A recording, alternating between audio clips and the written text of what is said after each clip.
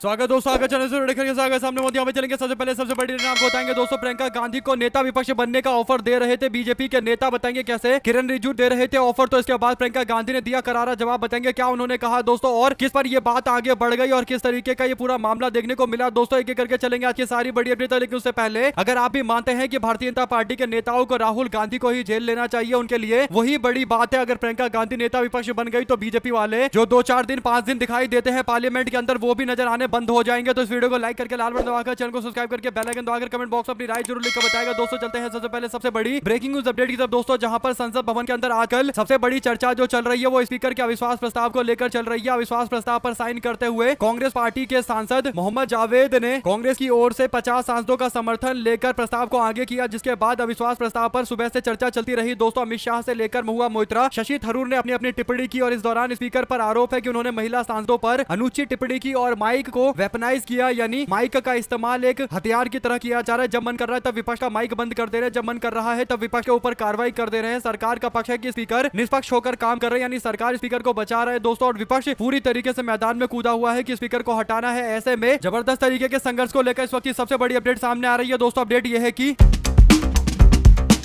प्रियंका गांधी और राहुल गांधी दोनों संसद के चर्चा के दौरान मौजूद थे दोस्तों। इसके बाद कांग्रेस पार्टी के नेता गौरव गोगोई ने इस पूरे मामले को लेकर बयान दिया। उन्होंने कहा कि बजट सत्र के दौरान नेता विपक्ष राहुल गांधी को भाषण के दौरान स्पीकर ने लगभग 20 बार टोका, यानी बार बार उनके भाषण में टोका टुकाई कर रहे थे बीजेपी के स्पीकर ओम बिरला, और इसीलिए ओम बिरला पूरी तरीके से बीजेपी के पक्ष से मिलकर काम कर रहे हैं। स्पीकर निष्पक्ष नहीं है और 20 से ज्यादा बार टोका टाकी करना, यह साफ तौर पर पता चलता है कि कहीं ना कहीं जानबूझकर स्पीकर राहुल गांधी के भाषण को कमजोर करके दिखाने की कोशिश कर रहे थे। स्पीकर चेयरपर्सन पैनल के सदस्य और ट्रेजरी बेंच के वरिष्ठ सदस्यों ने उन्हें बार बार रोका कि ऐसा मत करिए। गौरव गोगोई आगे कहते हैं कि सदन की मर्यादा को बचाकर रखना, गरिमा को बचाकर रखना काम स्पीकर का होता है, ना कि स्पीकर व्यक्तिगत तौर पर राहुल गांधी या विपक्ष के लोगों पर हमला करने लगे। गोगोई ने संसदीय कार्य मंत्री किरण रिजिजू पर भी निशाना साधते हुए कहा कि रिकॉर्ड को देखिए तो पता चलेगा कि किरण रिजिजू ने विपक्ष को सबसे ज्यादा इंटरप्ट किया, यानी विपक्ष का कोई नेता भाषण देने शुरू हो जाता है तो अचानक से बीजेपी के नेता किरण रिजिजू को उल्टी सीधी बातें याद आने लगती है और वो उल्टी सीधी टिप्पणियां करने लगते हैं और विपक्ष को भी रोकते हैं। खैर वो तो भाजपा के नेता हैं, उनसे तो ये उम्मीद की जाती है, लेकिन स्पीकर जिन्हें निष्पक्ष होना चाहिए और सदन पूरी तरीके से बराबर मौके के साथ चलना चाहिए, स्पीकर बीजेपी का नेता बनकर अगर बर्ताव करेंगे तो फिर उनके खिलाफ भी कार्रवाई तो करवाई जाएगी। और इसके बाद दोस्तों गौरव गोगोई भाषण दे रहे थे तो फिर किरण रिजिजू इस पर भड़क जाते हैं। ऐसे में किरण रिजिजू ने इस दौरान एक बयान देना शुरू किया, जवाब देना शुरू किया दोस्तों। किरण रिजिजू ने इस दौरान प्रियंका गांधी को लेकर तंज कसते हुए कह दिया कि अगर प्रियंका गांधी नेता विपक्ष होती तो अच्छा होता। किरण रिजिजू कहते हैं कि प्रियंका गांधी जानती है कि किस तरीके से व्यवहार करना चाहिए संसद भवन में, राहुल गांधी को नहीं पता। और प्रियंका गांधी ये सारी बातें सुन रही थी दोस्तों, वो मुस्कुरा रही थी। इसके बाद प्रियंका गांधी ने पलटवार करते हुए कहा कि राहुल गांधी पिछले 12 सालों से केंद्र सरकार के सामने नहीं झुके और सच्चाई बोलते हैं। राहुल गांधी की सच्चाई तो इन लोगों से पसी नहीं है और उनकी टिप्पणियों को बार बार ये लोग इंटरप्ट करने की कोशिश करते हैं, यानी बार बार उनके भाषण में रुकावट डालने की कोशिश करते हैं। किरण रिजिजू की टिप्पणियों पर हंसते हुए तीखा जवाब देते हुए प्रियंका गांधी ने कहा कि पहले राहुल गांधी जो आपको 12 सालों से सरकार को झुकाकर रखा हुआ है उस पर जवाब दीजिए, फिर आगे कोई बात करिएगा। कुल मिलाकर दोस्तों प्रियंका गांधी को भी पता है कि बीजेपी के लोग कोशिश कर रहे हैं कि प्रियंका गांधी और राहुल गांधी के बीच में विवाद हो जाए, इसलिए प्रियंका गांधी को होना चाहिए। नेता विपक्ष इस तरीके की टिप्पणी कर रहे हैं, हालांकि प्रियंका गांधी ने पूरी तरीके से जवाब दे दिया और कह दिया कि राहुल 12 सालों से तो बीजेपी वालों से झेले नहीं जा रहे हैं। ऐसे में दोस्तों अगर आप भी मानते हैं कि प्रियंका गांधी बीजेपी वालों को एक बार फिर से बैकफुट पर लेकर आ रही है और कहीं ना कहीं प्रियंका गांधी का जवाब बीजेपी वालों के लिए इशारे में काफी है कि राहुल गांधी ने ही बीजेपी की हालत खराब कर रखी है, प्रियंका गांधी का नाम तो बीजेपी को लेना भी नहीं चाहिए। और वैसे भी सदन के अंदर अभी अगर चर्चा चल रही है स्पीकर को हटाने की तो उसके पीछे सबसे बड़ा कारण प्रियंका गांधी है, क्योंकि उन्हीं की महिला सांसदों ने प्रियंका गांधी के साथ में स्पीकर को आईना दिखाया था। उसके बाद स्पीकर ने महिलाओं के प्रति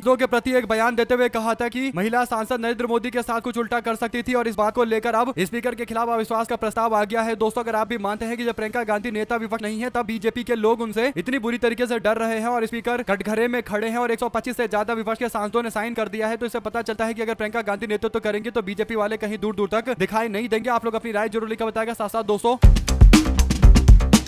कल धर्म संसद का ऐलान किया गया है, लखनऊ के अंदर धर्म संसद होगी दोस्तों। ऐसे में शंकराचार्य लखनऊ पहुंचे तो बटुक ब्राह्मणों की चोटियां खींचकर मारने के महापाप के खिलाफ मोर्चा खोल रहे हैं दोस्तों। शंकराचार्य के सनातन की धर्म ध्वजा सत्य की महाविजय के सुर्ख लाल रंग का शाश्वत प्रकाश बन चुका है। अभिषेक उपाध्याय इस पूरे मामले को लेकर बता रहे हैं कि अब उन्होंने एक्सपोज करना शुरू कर दिया उन सब लोगों को जो फर्जी सनातनी बनकर हिंदुत्व की राजनीति के नाम पर लोगों का वोट इकट्ठा करते हैं। उसके बाद सनातन के सबसे बड़े प्रतीक शंकराचार्य को लेकर अपमानित भाषा का इस्तेमाल करते करते हैं और कहते हैं कि शंकराचार्य को प्रमाण देना पड़ेगा कि वो शंकराचार्य है या नहीं है। ऐसे में दोस्तों शंकराचार्य भी कल जब 11 तारीख को लखनऊ में प्रमाण मांगेंगे तो भाजपा वाले कहां से लाकर देंगे, ये एक बड़ा सवाल है। अगर आप भी मानते हैं कि शंकराचार्य के खिलाफ कार्रवाई करना बीजेपी की सबसे बड़ी भूल उत्तर प्रदेश के विधानसभा चुनाव के मद्देनजर साबित होगी तो इसमें अपनी राय जरूर लिखकर बताएगा। दोस्तों चलते हैं एक और बिग न्यूज अपडेट की तरफ, जहां पर भारत की मदद से पाइपलाइन से बांग्लादेश को 5000 टन डीजल भेजा जाएगा। आपको बता दें कि भारत और बांग्लादेश के बीच में चल रहे तनाव के बीच में ये नई अपडेट सामने आ रही है। दोस्तों इंडिया ने डीजल की डिलीवरी बांग्लादेश को करना शुरू कर दिया है फ्रेंड्स पाइपलाइन के माध्यम से। और फ्यूल की जो स्थिति पूरी दुनिया में खराब है, इसके बावजूद भारत नुमालीगढ़ रिफाइनरी से 5000 टन डीजल भेजा जा रहा है बांग्लादेश में। दोस्तों अगर इस तरीके से अगर कांग्रेस की सरकार होती और कांग्रेस की सरकार 5000 टन डीजल बांग्लादेश को भेज रही होती दोस्तों, तो सोचिए कि भाजपा वाले किस तरीके का ना कर रहे होते और किस तरीके का बवाल करते और कहते कि बांग्लादेश तो हमारी दुश्मनी है, बांग्लादेश में हिंदुओं का प्रताड़ना किया जा रहा है, सरकार कैसे इतना सारा डीजल भेज सकती है। यानी तब बीजेपी के लोग कट्टर हिंदू बनकर कट्टर सनातनी बनकर राजनीति कर रहे होते। लेकिन अभी सबके मुंह पर टेप चिपका हुआ है दोस्तों, एक के मुंह से कोई शब्द नहीं निकल रहा क्योंकि सुविधा की राजनीति चल रही है। अगर आप भी मानते हैं कि बांग्लादेश को 5000 टन डीजल भेजना और वो भी इस दौर में जब ऊर्जा को लेकर पूरी दुनिया के अंदर क्राइसिस है, तो कहीं ना कहीं बीजेपी पर कई सारे सवाल उठते हैं। आपकी क्या राय है दोस्तों, लिखकर जरूर बताएगा इस दोहरे मापदंड और दोहरी नीति के बारे में। साथ साथ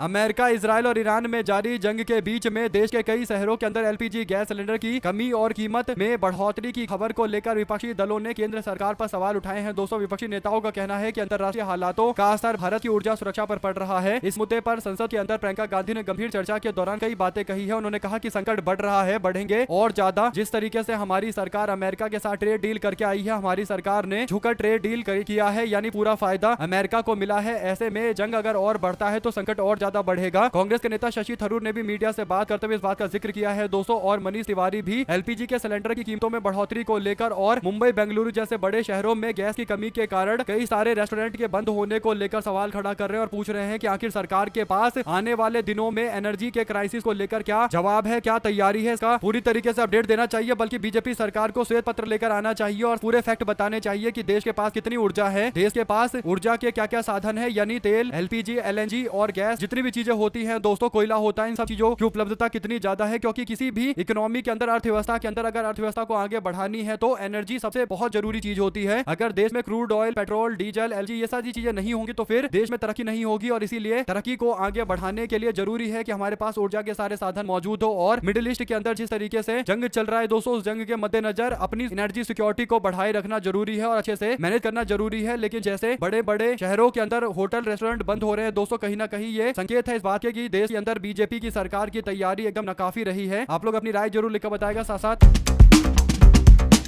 स्वामी अभिमुक्तेश्वरानंद सरस्वती मंगलवार को देर शाम तक लखनऊ पहुंच गए, तो उसके बाद 11 मार्च यानी कल काशीराम स्मृति संस्कृति स्थल में उनका कार्यक्रम प्रस्तावित होगा, जहां वो गौ प्रतिष्ठा धर्म युद्ध का शंखनाद करेंगे। उनके कार्यक्रम को गौ माता प्रतिष्ठा संकल्प महासभा नाम दिया गया है दोस्तों। और प्रशासन ने रैली की इजाजत तो दी है, लेकिन प्रशासन ने 26 शर्तें लगाई है। और जगत गुरु शंकराचार्य ज्योतिष पीठ के पीठाधीश्वर स्वामी अभिमुक्तेश्वरानंद सरस्वती ने वाराणसी से यात्रा शुरू की थी। अपनी पद यात्रा को शुरू करते हुए धर्म युद्ध का नाम उन्होंने दिया था। उन्होंने इससे पहले उत्तर प्रदेश सरकार को 40 दिन का अल्टीमेटम दिया था दोस्तों। और लखनऊ में जब वो पहुंचे हैं तो उनको प्रशासन की तरफ से 26 शर्तें लगाई गई है। इनमें कई तरीके की बातें कही गई है और किसी भी प्रकार के घातक वस्तु ले जाने की कोई इजाजत नहीं होगी। शांत क्षेत्र में लाउड स्पीकर, ढोल, नगाड़े या तेज संगीत बजाने की भी कोई अनुमति नहीं होगी। ध्वनि प्रदूषण नियम 2000 के प्रावधानों के सख्ती से पालन होंगे। नियमों के उल्लंघन की स्थिति में पर्यावरण संरक्षण अधिनियम 1986 की धारा 15 के तहत कार्रवाई की जा सकती है। किसी भी अप्रिय स्थिति की पूरी जिम्मेदारी आयोजकों की होगी और आवश्यक होने पर पुलिस बल की व्यवस्था का खर्च भी आयोजकों को वहन करना पड़ेगा। प्रशासन ने स्पष्ट कहा है कि यदि किसी भी शर्त का उल्लंघन किया जाता है तो कार्यक्रम की अनुमति स्वतः निरस्त कर दी जाएगी और कानूनी कार्रवाई की जाएगी। इस आयोजन को सनातन आस्था और गौ संरक्षण से जुड़े श्रद्धालुओं के लिए महत्वपूर्ण माना जा रहा है। कुल मिलाकर दोस्तों प्रशासन जो शर्त लगाता है, आप लोग जानते हैं वो एक तरीके की धमकियां होती है। आपकी क्या राय है पूरे मामले पर लिखकर जरूर बताएगा। हमारे साथ लगातार जुड़े दोस्तों का बहुत बहुत धन्यवाद। देख रहे थे आपका जय हिंद, जय भारत। जैसे अपडेट को अपने दोस्तों पहुंचाइएगा दोस्तों। बहुत